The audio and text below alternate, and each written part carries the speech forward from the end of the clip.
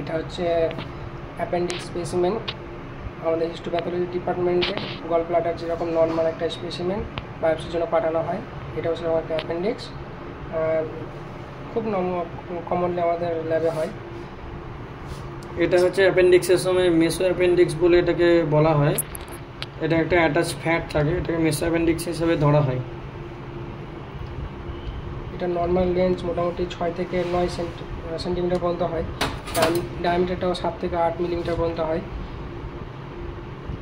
আচ্ছা, এখন এটার আমরা মেজারিং নেব। মেজারিংটা কতটা লম্বা সেটা হিসেবে ধরা হয় ম্যাক্সিমাম জায়গায়। এটা 5 centimetre length in maximum diameter. এটা হচ্ছে টিপ পোর্শনটা, এটাকে বলে টিপ পোর্শন। আর এটা হচ্ছে যেখান থেকে শুরু হয়েছিল অ্যাপেন্ডিক্সটা সেই পোর্শনটা। তো আমরা সেকশনে এটা একটা নেব আর এই টিপ পোর্শনে একটা নেব। এটা কীরকম, এটা একটা টিউবের মতন, যেমন টিউবের ক্রসিং হয় সেরকম সেকশন নেব।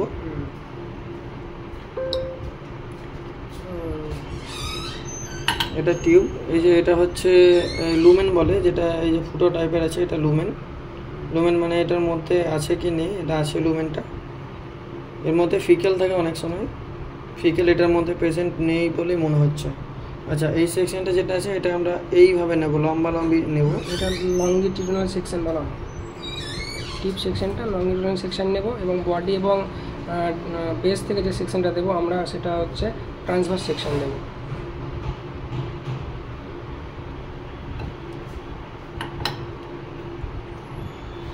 এই যে এটা যেমন হচ্ছে লুমেনটা হচ্ছে ব্লক, লুমেনটা দেখা যাচ্ছে না, দেখা যাচ্ছে লুমেনটা এখানে প্রেজেন্ট নেই।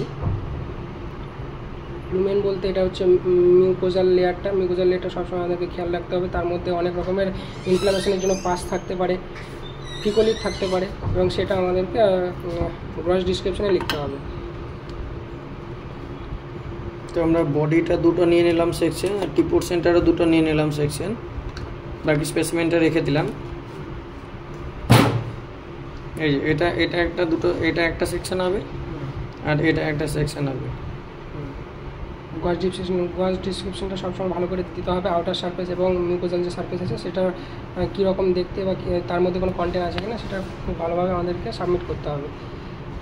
দুটো সেকশন রেডি হয়ে গেছে, একটা বডি আর একটা বডি প্লাস টিপ, আর একটা হচ্ছে বেস প্লাস টিপের সঙ্গে।